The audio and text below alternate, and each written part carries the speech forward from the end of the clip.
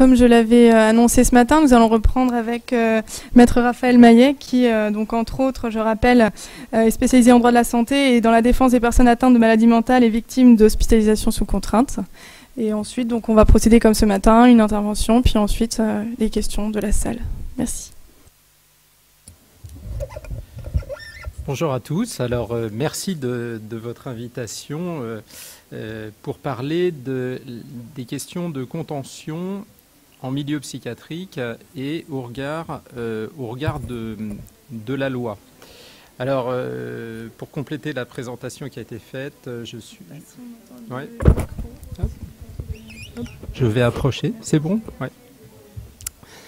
Donc je suis avocat au barreau de Versailles depuis le 13 décembre 1992, donc je vais fêter mes 27 ans de prestation de serment. La plupart d'entre vous n'étaient pas nés. Et je m'occupe de la défense des personnes hospitalisées sous contrainte depuis la fin des années 90, le début des années 2000. Je vais tout d'abord vous faire un bref rappel historique de ce qu'est la loi en matière d'hospitalisation sans consentement, puisque la première loi que la France ait connue est une loi de 1838. Donc la loi de 1838 était intitulée loi sur les aliénés, ce qui donnait la température du regard de la société vis-à-vis des personnes qui étaient retenues dans ce type d'établissement. Quoi qu'il en soit, ce qui est important, c'est que cette loi de 1838, qui a été valable jusqu'en juin 1990, c'est-à-dire que les lois à l'époque étaient faites pour durer, et celle-ci a duré un siècle et demi et même un peu plus, cette loi posait deux principes. D'abord, c'était la division des modalités d'hospitalisation qui perdurent aujourd'hui. En réalité, vous aviez déjà dès la loi de 1838 les hospitalisations, le principe c'était l'hospitalisation libre, puis vous aviez les décisions du préfet d'hospitaliser pour les personnes qui compromettaient la sécurité publique. Et puis, ce qu'on appelait à l'époque les placements volontaires, qui en fait ne reposaient pas sur la volonté de la personne qui était hospitalisée, mais sur la volonté des proches. Et c'est aujourd'hui ce qu'on appelle les soins sur décision du représentant de l'État pour les anciens placements d'office. Et pour les placements volontaires, aujourd'hui, c'est ce qu'on appelle les soins sur demande d'un tiers ou en cas de péril imminent. Cette loi de 1838 sur les aliénés va donc durer jusqu'en 1990. En 1990, la loi ne va pas changer grand-chose, si ce n'est que ça va quand même insister sur un point, c'est la périodicité avec laquelle on va renouveler les mesures d'hospitalisation. En 1838, on rentrait à l'hôpital et c'était pour une durée indéterminée. Et finalement, c'était sur décision des médecins qu'au bout d'un certain temps, si l'État le permettait, il y avait une levée de la mesure qui était ordonnée.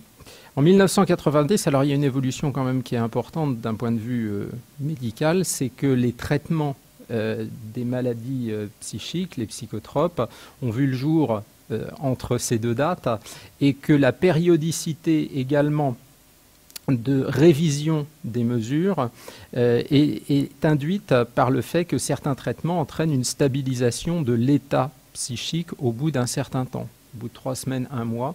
Et d'ailleurs, la durée moyenne de l'hospitalisation, c'est une quarantaine de jours. Donc, 1990, vous avez des hospitalisations qui sont révisées périodiquement. En 1993, alors là, c'est la première fois que la réglementation vient se pencher sur la question au sein de l'hospitalisation sans consentement, des mesures de contention. Jusque-là, ce qui se passait à l'intérieur de l'hospitalisation n'était pas regardé par le juge, ni même par qui que ce soit, et la contention était considérée comme une mesure d'administration des personnes qui étaient retenues dans l'établissement. Et la première circulaire, c'est qu'on appelle circulaire Veil du 19 juillet 1993, a pour but, de dire que le placement sous contention, ça va être quelque chose qui va relever du domaine des médecins.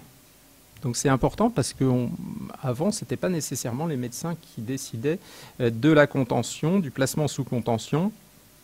Et puis deuxièmement, cette circulaire dit qu'il ne peut y avoir de recours à la contention et à l'isolement que dans le cadre des procédures d'hospitalisation sans consentement. C'est-à-dire que les personnes qui étaient en hospitalisation libre ne pouvaient pas faire l'objet d'un placement à l'isolement ou sous contention.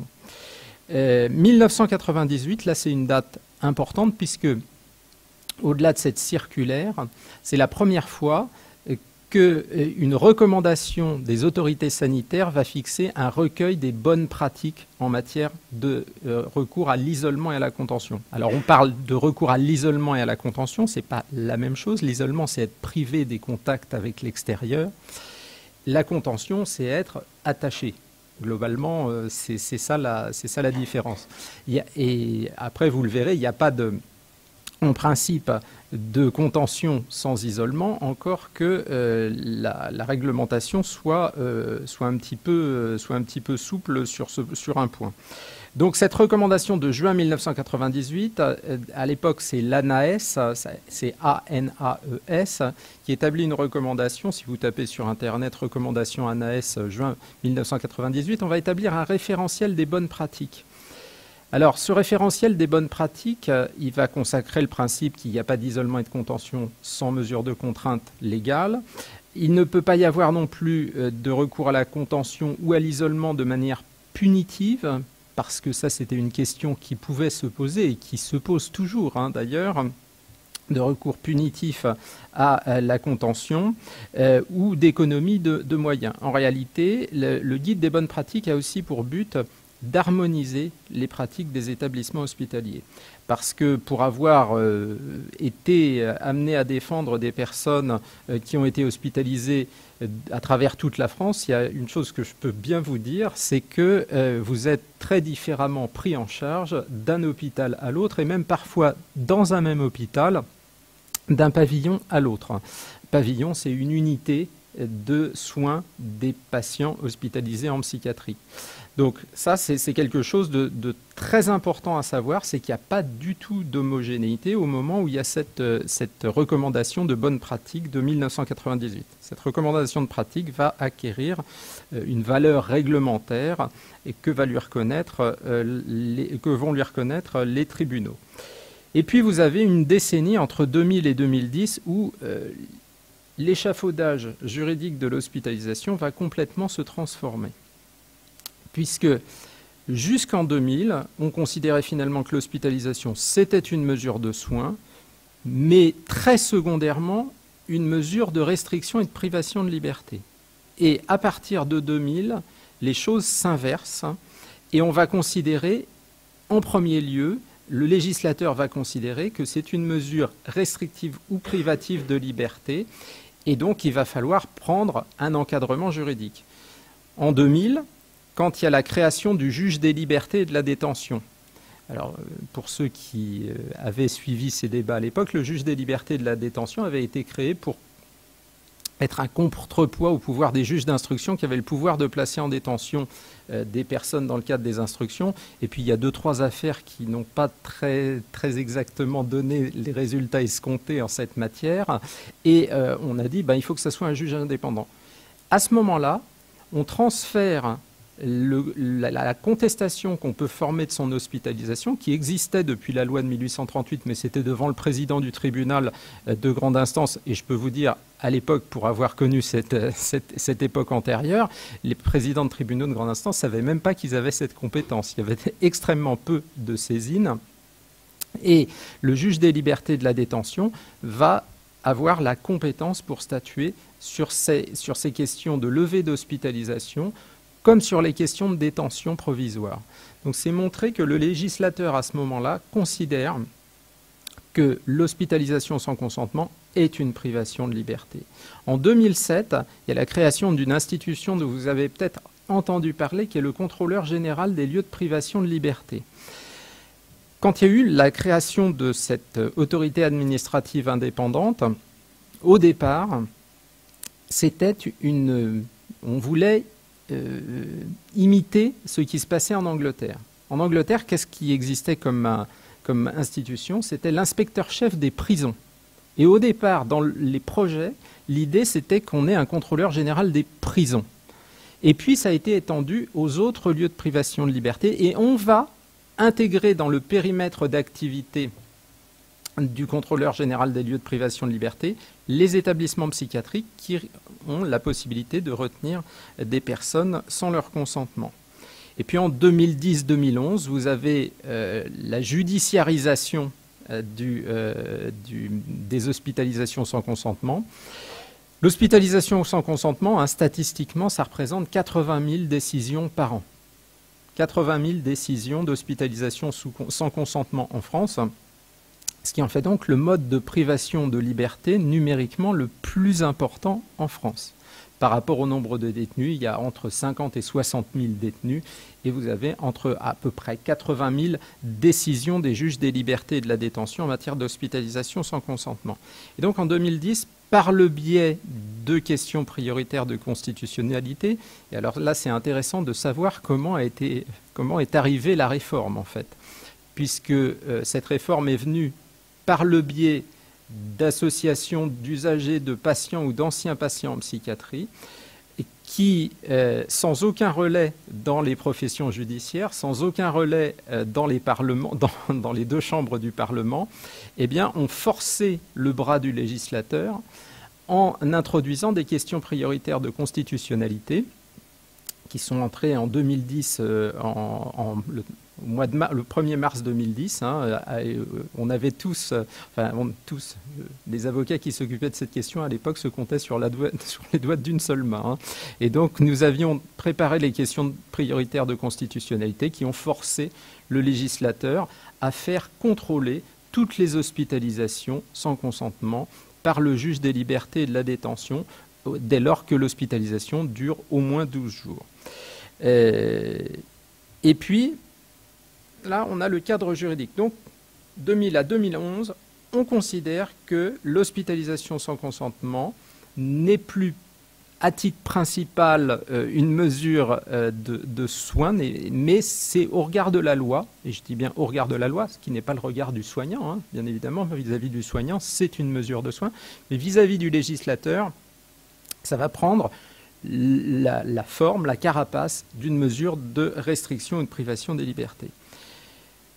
Plus précisément, en ce qui concerne la contention, le recours à la contention et à l'isolement, un événement en 2016 va fissurer le monde de la psychiatrie, qui va être la visite du contrôleur général des lieux de privation de liberté dans un établissement qui est le centre psychothérapique de l'Ain, et qui va donner lieu à des recommandations en urgence qui sont publiées au journal officiel. L'établissement va voir son accréditation qui va être suspendue d'ailleurs, et les recommandations font état d'une situation catastrophique, c'est-à-dire que les gens restaient des semaines, voire des mois à l'isolement, sous contention, de façon punitive, et très clairement, et c'est dit comme ça, donc il vous suffit de regarder le rapport du contrôleur général des lieux de privation de liberté, et les gens restaient plusieurs semaines attachés par les 4 membres, sans pouvoir bouger, sans pouvoir sortir, sans avoir de visite de médecin. Donc ça, c'était quelque chose qui était extrêmement préoccupant. Et ça va effectivement faire l'effet d'une bombe dans le milieu de la santé, dans le milieu du droit aussi, parce que là, beaucoup de professionnels du droit ont dit, mais quand même, bon, ça s'est passé, on ne l'a pas vu, le contrôleur général des lieux de privation de liberté le voit, nous le soumet, et donc on ne peut pas ne rien faire. En janvier 2016, alors c'est une coïncidence, mais il y a le premier texte législatif qui arrive par la loi du 26 janvier 2016, qui est l'article L 3222-5-1 du Code de la santé publique. Et il y a un seul article du Code de la santé publique qui nous dit plusieurs choses. Le recours à l'isolement et à la contention, c'est une pratique de dernier recours. Ça doit être décidé par un psychiatre. Ça doit faire l'objet de la durée la plus limitée possible. Ça doit être exceptionnel. Ça doit mettre fin, empêcher un risque immédiat, hétéro ou auto-agressif, et ça doit faire l'objet d'une traçabilité, non seulement pour savoir qui a décidé de la mesure, mais savoir aussi au sein d'un établissement statistiquement, est-ce que tel établissement pratique plus la contention que l'autre. Et cette volonté de remettre à plat les choses va également être suivie par le fait que vous allez avoir, à l'issue de cet article de loi, vous allez avoir une recommandation de la Haute Autorité de Santé en février 2017 et une instruction interministérielle en mars 2017 avec la chose importante pour objectif de diminuer le recours à l'isolement et à la contention. Étant précisé que des rapports ont été faits notamment par le Comité de prévention de la torture, par le Conseil de l'Europe, qui ont pointé le fait qu'il n'y avait pas de recours effectif pour les patients qui faisaient l'objet de mesures de recours à l'isolement ou au placement sous contention. Et il faut savoir que c'est à cette date, janvier 2015 et janvier 2019, février 2015 et janvier 2019, que 2 arrêts de la Cour européenne des droits de l'homme sont rendus, qui condamnent tous deux la Croatie, mais très sincèrement, la France aurait pu faire l'objet d'une condamnation similaire, parce qu'on pense toujours que l'enfer, c'est les autres, hein, mais en fait, l'enfer, il est souvent à portée de fusil.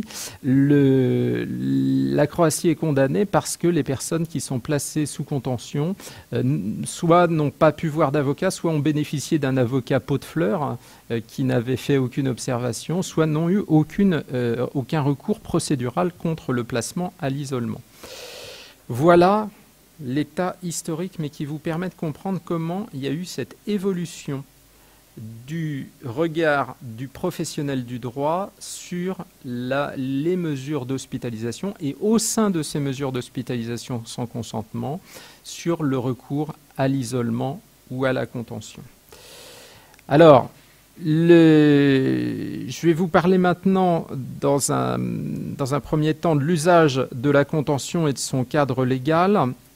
Et puis ensuite, je vous parlerai de la réaction du monde judiciaire par rapport à ce type de situation.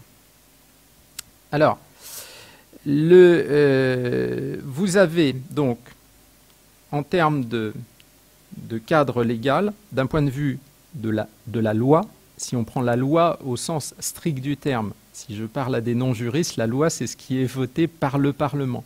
Vous n'avez donc qu'un seul article que j'ai rappelé, du Code de la santé publique, l'article L3222-5-1, qui vous dit que le recours à l'isolement et à la contention sont des pratiques de dernier recours. Il ne peut y être procédé que pour prévenir un dommage immédiat ou imminent pour le patient ou autrui, sur décision d'un psychiatre, prise pour une durée limitée. Leur mise en œuvre doit faire l'objet d'une surveillance stricte confiée par l'établissement à des professionnels de santé désignés à cette fin. Si on reprend ces morceaux de phrases pris un à un. Pratique de dernier recours, ça veut dire qu'on doit justifier qu'il n'y avait pas d'autre possibilité. Quand on parle de pratique de dernier recours, c'est qu'on doit justifier qu'il n'y a pas d'autre possibilité. Le but de la mesure, c'est pas économiser le personnel parce qu'une personne qui est en chambre d'isolement ou placée sous contention, finalement, c'est moins remuant ou c'est moins difficile à gérer. Ça, c'est ce que dit le texte de la loi, mais vous verrez ce que dit le rapport du contrôleur général des lieux de privation de liberté pour 2018, c'est un peu différent. Prévenir un dommage immédiat ou imminent pour le patient ou pour autrui, sur décision d'un psychiatre. Donc c'est bien un psychiatre et pas un infirmier, un psychiatre et pas un interne, un psychiatre et pas des personnels de sécurité qui peut décider de ce placement à l'isolement ou sous contention quand il estime que c'est la seule façon de prévenir un dommage imminent pour autrui ou pour le patient. Prise pour une durée limitée, donc ça veut dire qu'il n'y a pas de... Et les recommandations de l'ANES disaient que la première durée c'était 6 heures et puis après c'était 24 heures. Et d'ailleurs, ça reste ce qui reste tout à fait valable. Leur mise en œuvre doit faire l'objet d'une surveillance stricte confiée par l'établissement à des professionnels de santé désignés à cette fin. Alors, surveillance stricte, ça veut dire qu'une personne qui est placée dans une chambre d'isolement ou sous contention doit faire l'objet d'une surveillance. Parce que malheureusement, il y a eu un certain nombre d'accidents liés au fait que des personnes qui étaient dans cette situation étaient laissées sans surveillance. Il y a des procédures qui ont été jugées, il y a d'autres procédures qui sont en cours. Vous avez des personnes qui sont décédées. Moi, j'ai le cas d'une cliente, je suis l'avocat de la famille, mais qui est décédée parce qu'elle a fait une occlusion intestinale et qu'elle est morte sous ce régime de contention. Donc, ce qui est quand même, c'est quand même à la fois pénible, et je pense que c'est pénible pour le personnel de l'établissement, mais je pense qu'au regard de la situation d'une société, c'est difficilement envisageable que des gens meurent attachés parce que finalement on n'a pas pris en compte leur pathologie somatique. Donc, la surveillance est confiée à des personnels de santé et non pas à des personnels de sécurité. Ça, c'est important. Donc, la mesure est une mesure de prévention d'un dommage imminent pour autrui ou pour la personne concernée. Alors, qu'est-ce que ça peut être, le dommage imminent ? Ça peut être quelqu'un qui casse tout. Quelqu'un qui va dans ce qu'on peut appeler une crise clastique. La crise clastique, c'est quelqu'un qui va tout casser. Ça peut arriver. Mais vous n'en avez pas énormément quand même dans un établissement. Vous n'avez pas énormément de situations comme celle-ci. Vous avez un cas qui est un peu plus délicat et là qui, comme on est en matière d'éthique et de soins, pose une vraie difficulté. C'est la situation des personnes qui souffrent d'anorexie mentale ou de troubles alimentaires du comportement. Enfin, l'anorexie étant qu'une variété de ce type de troubles. Certaines personnes anorexiques se font volontairement vomir. Après avoir mangé, se font volontairement vomir. Et il se trouve que quand elles sont placées à l'hôpital psychiatrique, très souvent on les maintient en contention pour qu'elles ne se fassent pas vomir. On les nourrit par sonde et on les place sous contention pour qu'elles ne se fassent pas vomir. Et là, effectivement, si on prend le cadre légal, ça peut rentrer dans le cadre légal de dire que si vous vous faites vomir alors que vous êtes déjà en sous-poids, vous risquez de mettre en jeu votre pronostic vital. Donc, effectivement, là, ça peut caler. Mais jusqu'à quand? Jusqu'à quand? Moi, j'ai une cliente qui est restée 4 mois. Comme ça. Alors là, on nous dit que c'est une durée limitée, mais jusqu'à quand on met en œuvre cette pratique? Jusqu'à quand c'est du dernier recours? Jusqu'à quand on est pris entre l'idée de ne pas laisser quelqu'un succomber à sa maladie et le fait de prendre une mesure qui est considéré par le législateur et considéré également par, je pense, chacun aujourd'hui comme une mesure très attentatoire à la liberté de chacun, sachant que ce degré d'atteinte à la liberté est le degré ultime d'atteinte à la liberté qu'on a en droit français. C'est-à-dire que quand vous êtes détenu, on ne peut pas vous maintenir attaché à quoi que ce soit. Quand vous êtes détenu, il y a une durée limitée de l'encellulement disciplinaire qui est de mémoire à 45 jours. Là, vous n'avez, si on dit une durée limitée, c'est en fait une durée renouvelable. Il n'y a pas dans la loi un texte qui nous dit c'est 8 jours au plus, 15 jours au plus, 6 mois au plus, 1 an au plus. Non, là, en fait, ça laisse une grande appréciation. Cette loi, elle est complétée donc par la recommandation que je vous recommande de lire pour le coup, qui est de février 2017. Alors peut-être pas la recommandation dans son intégralité, mais la synthèse qui a été faite par la Haute Autorité de Santé et qui nous donne déjà la notion de contention mécanique.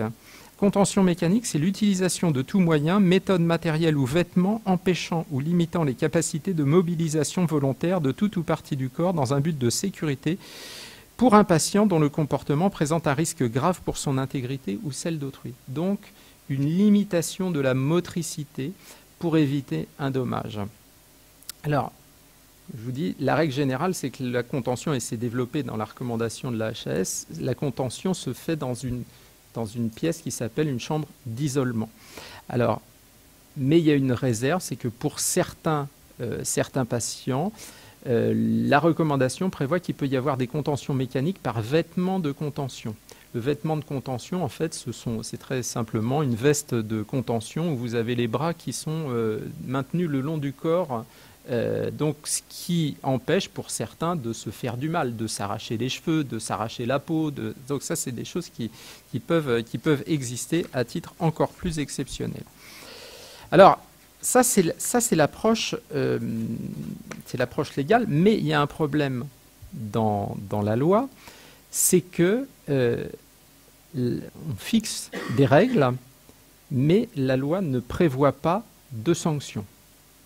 Et ça, c'est très embêtant, parce que si la loi ne prévoit pas de sanctions, comment les gens qui sont chargés d'appliquer la loi ou de faire respecter la loi, d'appliquer la loi, les magistrats, et de faire respecter la loi, les avocats qui sont là pour défendre les droits des personnes hospitalisées, dans le silence de la loi, que fait-on et qui peut faire quoi?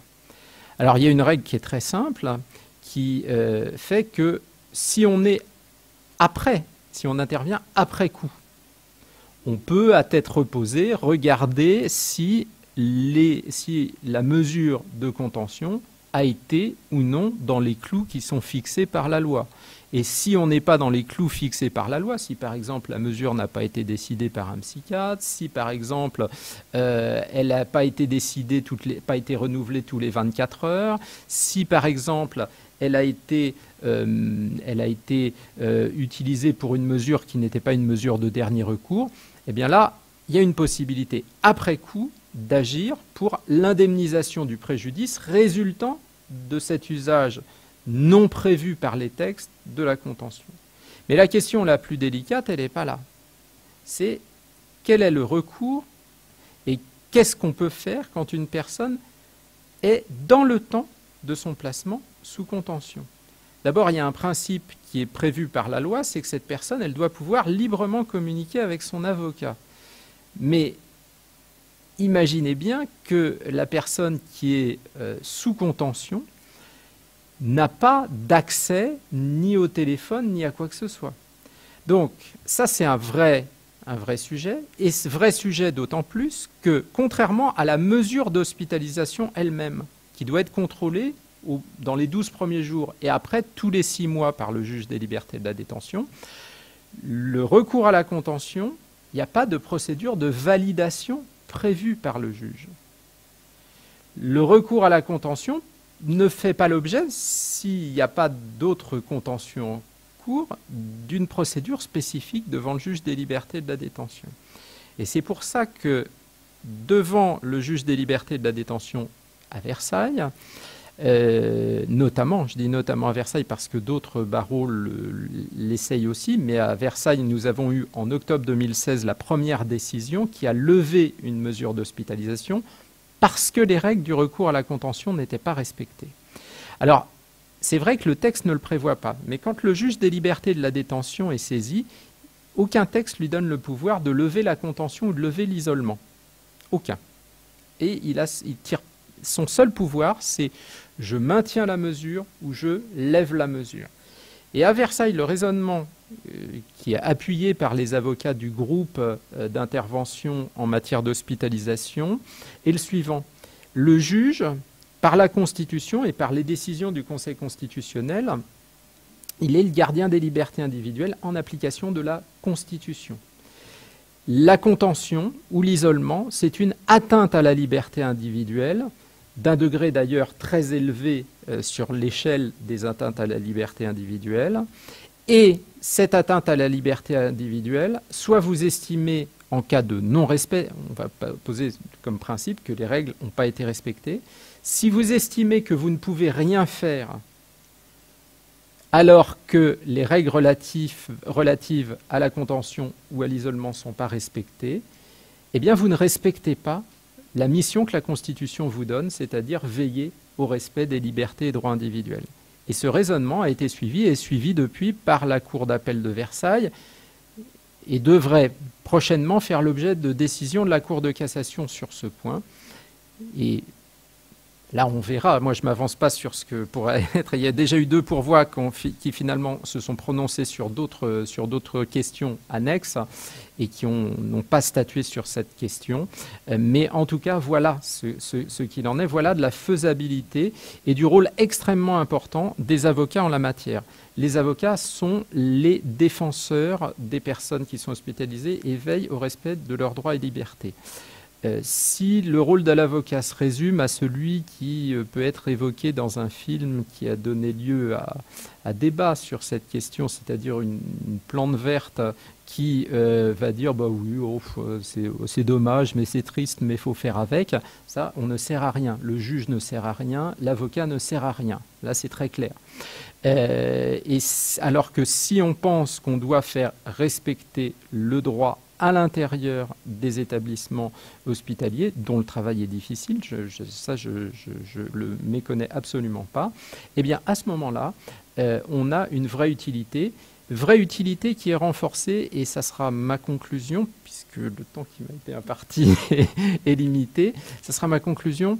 Je vous renvoie à la lecture du rapport de l'année 2018 du contrôleur général des lieux de privation de liberté. Le contrôleur général des lieux de privation de liberté, en 2018, c'est 2 ans après l'entrée en vigueur de la loi sur le recours à l'isolement et à la contention. Le contrôleur général des lieux de privation de liberté fait un constat quand même très négatif. D'abord, il se rend compte que dans pratiquement la moitié des établissements, il n'y a même pas de registre qui permettent d'évaluer statistiquement les mesures d'isolement et de contention. Il insiste aussi sur le fait que le rôle du juge il est très important, parce que c'est lui qui va quand même, in fine, faire que les pratiques vont se mettre au diapason de la loi. Et puis, il insiste aussi sur un point sur lequel j'ai insisté en début d'intervention, c'est l'extrême hétérogénéité des pratiques et des situations. Et véritablement, vous avez des établissements, et j'en ai connu, par exemple, quelqu'un qui rentrait de permission était systématiquement placé à l'isolement. Systématiquement. Les rentrées de permission étaient systématiquement placées à l'isolement. Et même quand c'était des permissions de fêtes de Noël, etc., il était systématiquement placé à l'isolement. Et ça, c'est des pratiques qui ont vocation à disparaître. Et soit on considère que le droit doit être défendu pour tous et que toutes les personnes doivent être défendues, auquel cas on s'attache à ce que ces choses-là s'harmonisent dans le respect des droits de chacun, soit on considère que ça ne sert à rien, mais ça c'est pas mon point de vue et vous l'aurez compris. Voilà, j'en ai terminé.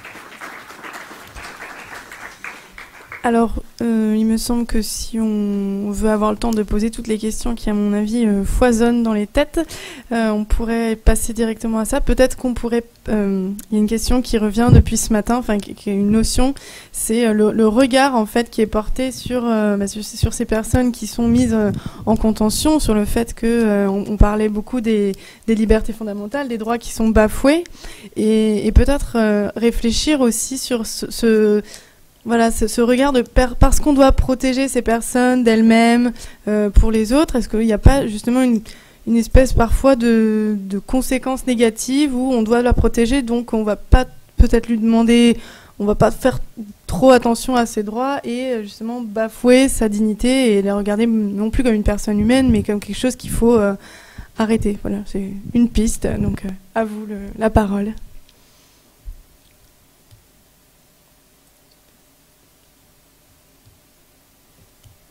Visiblement, s'il y a des questions par là.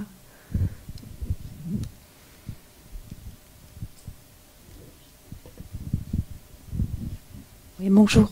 La loi, il n'y en a qu'une, il n'y a qu'un article, et ça concerne la psychiatrie.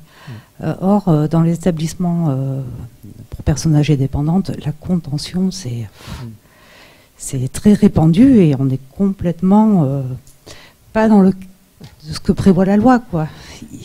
Qu'en est-il en vrai? Alors, ça c'est une La question des EHPAD est un vrai sujet.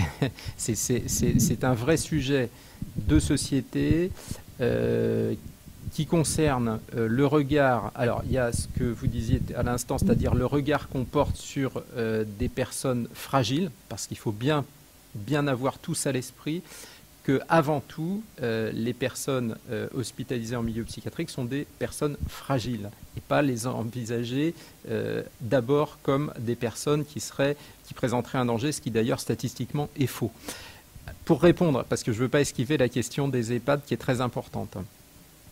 Le problème des EHPAD, c'est que ces établissements ne sont pas considérés comme des établissements qui retiennent des gens sans leur consentement. Or, la pratique, elle est très éloignée de ça, puisque vous avez beaucoup de personnes qui sont hospitalisées, enfin qui sont hébergées dans des EHPAD, dans des services fermés, auxquels on ne peut pas accéder autrement que par un code, d'où les personnes résidentes ne peuvent pas sortir, et qui font parfois,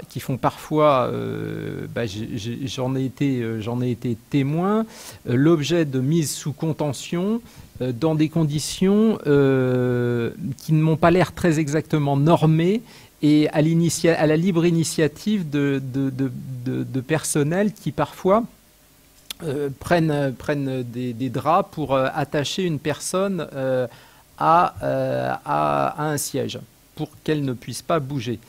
Alors là, c'est le problème des situations qui passent sous l'écran radar. Et je crois que c'est parlant d'évoquer la notion de passer sous l'écran radar. Ces établissements ne sont pas contrôlés par le contrôleur général des lieux de privation de liberté. Alors, j'ai eu en décembre 2017 un débat sur cette question. Le contrôleur général des lieux de privation de liberté nous expliquant que d'abord il ne pouvait pas le faire puisque la loi ne le prévoyait pas, donc ça effectivement il ne peut pas s'inviter dans les établissements qui ne sont pas ceux qui sont fixés par la loi, et qu'après il y aurait un problème de moyens, puisque si mes souvenirs sont bons, il y a 190 établissements de santé mentale qui peuvent retenir des personnes sans leur consentement, et il y a beaucoup plus d'établissements pour personnes âgées dépendantes. Donc ça c'est une vraie question. Mais la question, à travers cette question simplement de la contention, mais du traitement des personnes en établissement pour personnes âgées dépendantes, est un vrai sujet. Je vous donne une piste qui peut être prise. C'est celle de... alors en Angleterre, il y a le Best Interest Assessor, c'est-à-dire une personne qui serait chargée de défendre au mieux les intérêts. Ce qui peut être le cas du tuteur ou du curateur ou de la personne de confiance quand on est en état de désigner une personne de confiance. Mais aujourd'hui, ce sont des systèmes qui fonctionnent mal, il faut le dire, ça fonctionne mal.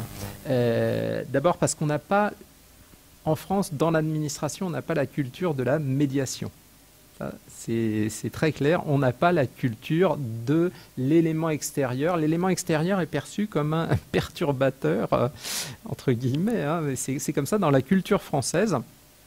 Et d'ailleurs, c'est pas un hasard si... vous savez qu'il y a un médiateur de la République, ça ne fonctionne pas. Hein. Je veux dire, c'est pas utilisé comme est utilisé l'ombudsman dans les pays anglo-saxons. Ce n'est pas du tout la même chose.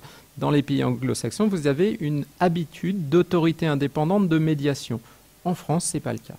Donc, comment faire pour introduire cette question dans les établissements psychiatriques, avec une difficulté parfois, c'est de retrouver des représentants des usagers, parce que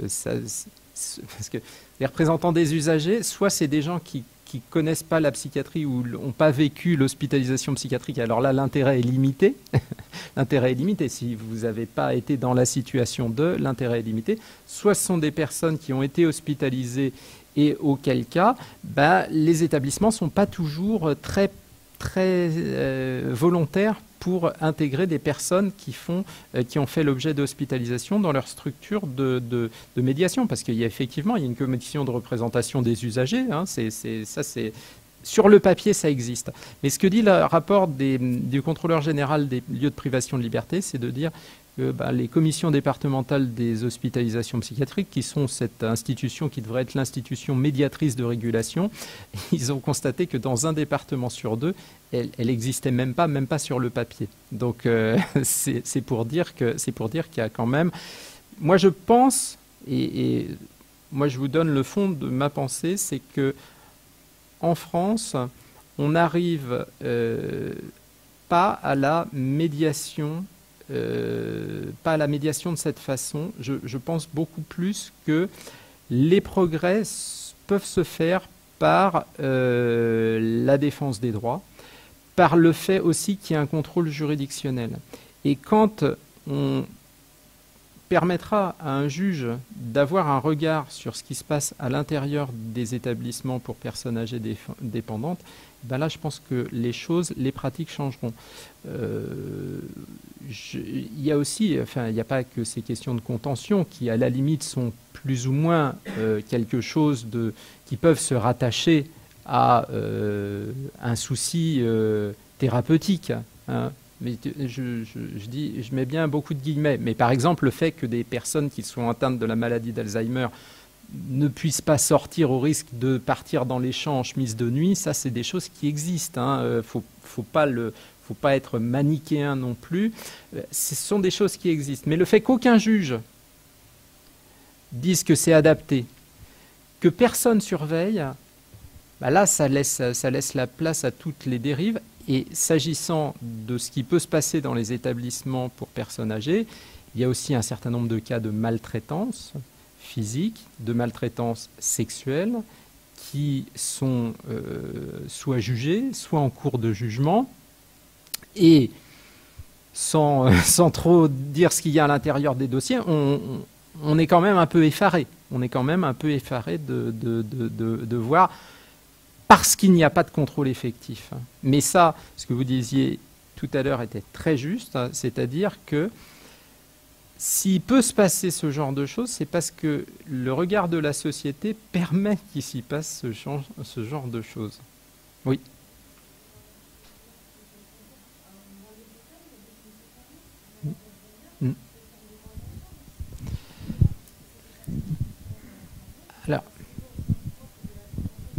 Alors, voilà, là dans les EHPAD, le fait d'être en unité fermée, en fait, ça correspond à la notion d'isolement en matière psychiatrique, c'est-à-dire on ne peut pas sortir librement, mais de toute façon, c'est une difficulté. Alors, comment est-ce qu'on peut accéder finalement? Comment est-ce qu'on peut rentrer dans cette problématique? On peut y rentrer par le biais de saisine parfois du juge des tutelles. Mais si la personne n'est pas sous tutelle, il n'y a pas de juge, hein. Alors, tout d'abord, les agences régionales de santé, malheureusement, n'ont pas non plus les moyens de surveiller tout ce qui se passe au quotidien dans ces établissements. Petit 1. Petit 2, il y a quand même parfois une gestion à l'économie qui, poussée à l'extrême, fait que le soin, de toute façon, devient maltraitant. C'est-à-dire que quand vous avez 1 minute 30 pour faire la toilette d'une personne âgée, avec la meilleure volonté du monde, c'est pas possible, hein. C'est pas possible. Donc là, je pense que sur cette question des personnes âgées dépendantes, on est un peu à la croisée des chemins et il faut prendre des décisions rapidement parce que c'est une question qui va aller en s'accroissant. C'est une question qui va aller avec le vieillissement de la population, l'augmentation de l'espérance de vie, mais aussi le développement parfois de certaines pathologies liées au grand âge. On va aller dans des situations qui risquent d'être difficiles. Et en tout cas, il me semble que les autorités ne prennent pas la mesure de la nécessité d'un cadre strict pour encadrer ces pratiques. Parce que sinon, on en revient à cette phrase de Montesquieu tirée de la séparation des pouvoirs, que toute personne investie d'un pouvoir est tentée d'en abuser. Et ça, si vous n'avez pas de cadre, ben, vous n'avez pas de cadre et vous êtes tenté d'en abuser. Oui ?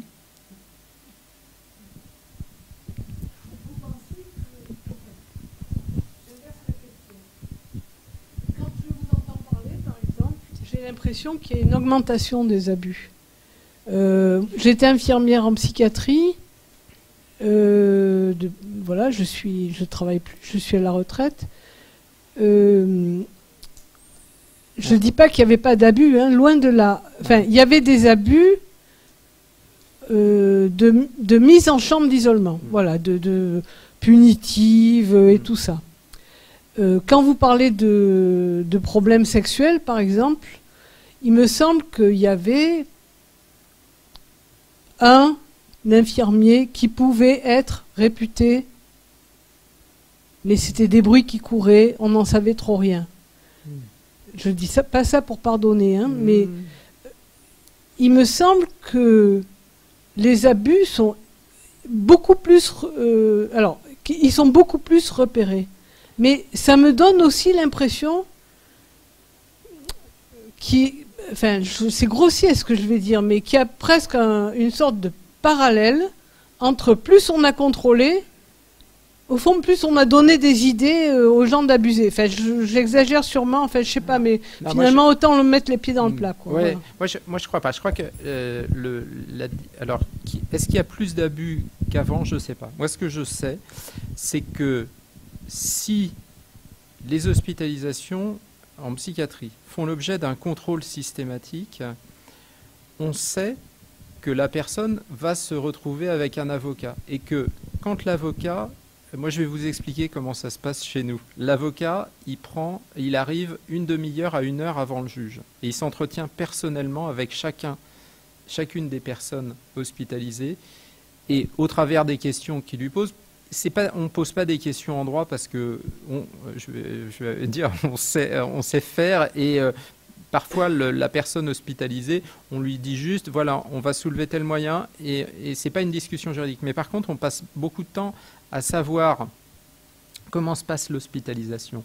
Et si on commence à nous évoquer un certain nombre de faits qui peuvent être abusifs, si on nous montre des bleus, ça c'est des choses qui peuvent arriver.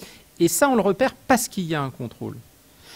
S'il n'y avait pas de contrôle, je veux dire, la personne, une fois qu'elle est sortie de l'hôpital, 1 an après, s'il nous dit on m'a tordu le bras, j'ai plus d'hématome, j'ai plus rien. Voilà. Est-ce qu'il y a eu des abus avant? Est-ce qu'il y a eu des affaires sexuelles avant? Moi, ce que je crois de toute façon, c'est que comme dans toutes ces questions, le pire, c'est de croire que rien ne se passe. C'est de croire que rien ne se passe. Il y a des choses qui se passent, mais maintenant, le fait que ça soit systématiquement contrôlé, alors pas toujours de la même façon selon les juridictions, selon les établissements, mais que ce soit contrôlé systématiquement, le fait que toute personne qui est hospitalisée sans consentement a un entretien avec un avocat, ça fait quand même bouger les choses. Alors est-ce qu'il y aurait, si je reprends votre question, une augmentation des abus parce qu'on les dénonce? Moi, je ne saurais pas dire. Je pense très sincèrement qu'il n'y en a pas forcément plus qu'avant, et j'ai même plutôt tendance à penser qu'il y en a peut-être moins qu'avant. Il y en a peut-être moins qu'avant parce que on se dit si jamais il y avait un ennui, on sait qu'il y a quand même des recours qui peuvent être faits, qui peuvent être exercés. Et là où je peux dire ce qui se passe dans des établissements où les avocats font beaucoup de travail, notamment sur l'isolement et la contention. Nous, sur notre département, on épluche tout placement à l'isolement. Tout placement à l'isolement, il est épluché et repéré. Et là, je peux vous dire que si c'est comme ça, ça devient plus une commodité de placer à l'isolement. Parce que si on doit le justifier et être amené à rendre des comptes, le placement à l'isolement qui souvent a été une commodité parce qu'il n'y avait pas de personnel, parce qu'on voulait punir quelqu'un parce qu'il était rentré trop tard de sa permission, hein, parce que ça a été, il y a des choses comme ça qui ont pu se passer. Eh bien, à ce moment-là, si on sait que ça va être évoqué, à l'audience devant des juges, c'est-à-dire en dehors de la maison médicale que constitue l'hôpital, je pense que c'est quand même un mécanisme de prévention.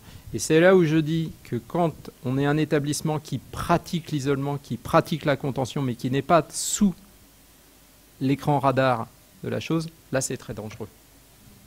Et je pense qu'aujourd'hui, il y a plus d'abus dans les établissements qui passent sous l'écran radar.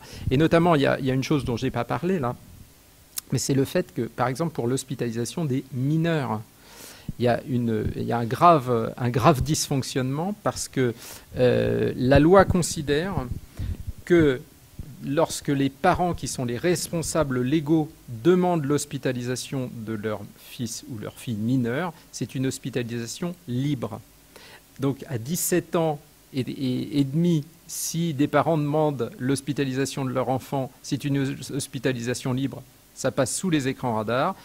18 ans et un jour, s'ils font la même démarche, c'est une hospitalisation sous contrainte et il y a un contrôle du juge. Dans un cas, c'est sous les écrans radars, dans l'autre, c'est dans l'écran radar. Voilà, c'est vraiment la question. Oui, alors absolument. Là, on ne parle que des établissements publics qui sont habilités par la loi à retenir des personnes sans leur consentement. Mais je ne dis pas que dans certaines cliniques, il n'y a pas des gens qui sont là sans leur consentement. Mais voilà. Après, c'est toujours difficile à déceler. C'est malheureusement du cas par cas. Et voilà, c'est comme ça. On va peut-être poser une dernière question parce que le temps presse et déjà on déborde. Bonjour, du coup, moi je travaille en tant que pédopsychiatre sur une unité d'hospice à temps plein pour les adolescents. Du coup, ça rejoint votre propos parce que une bonne partie des adolescents qu'on reçoit, on a leur consentement. On a un dispositif de préadmission, on leur présente le service, on leur explique comment on y travaille, ils le visitent avec leur représentant légal, parents ou responsables à eux. Mais on a un certain nombre d'hospitalisations sans le consentement des jeunes. Rarement en OPP ou OPU, du coup demandé par le procureur, où là effectivement il y a quelque chose de l'ordre du cadre légal qui rentre en compte, et sinon c'est l'autorité parentale, ou en tout cas du responsable légal, qui permet une hospitalisation qui est quand même sans consentement. Or, dans le cadre de la loi que vous rappeliez, effectivement, on ne peut isoler, sauf cas dérogatoire, que les patients qui sont en soins sous contrainte. Et donc pour ces adolescents qu'on reçoit, qui parfois ont des mesures d'isolement et de contention, ils n'ont pas de recours, ils n'ont pas accès au JLD.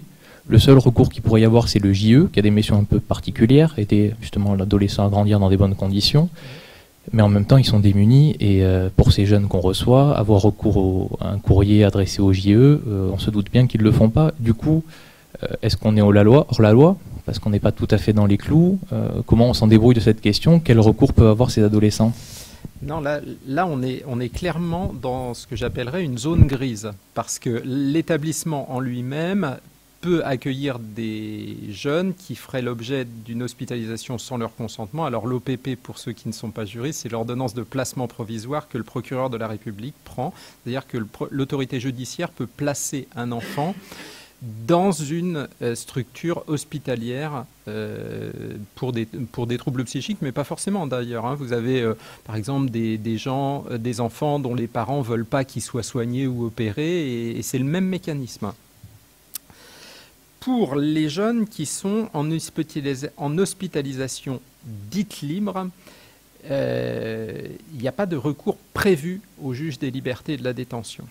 S'ils n'ont pas été placés par le juge des enfants, ils n'ont pas de recours non plus devant le juge des enfants, parce que qui dit hospitalisation ne dit pas nécessairement, même dans l'immense majorité des cas, il n'y a pas de mesure éducative qui est donnée une compétence quelconque au juge des enfants. Donc dès lors, le juge des enfants n'est pas prévu et le juge des libertés et de la détention n'est pas prévu. La réalité, c'est que le jeune, en théorie, pourrait demander au juge des libertés et de la détention de faire juger qu'il est en réalité hospitalisé sans son consentement et faire juger qu'il doit y avoir un contrôle de ses conditions d'hospitalisation, savoir si c'est conforme à la loi. Maintenant, c'est pas prévu par les textes.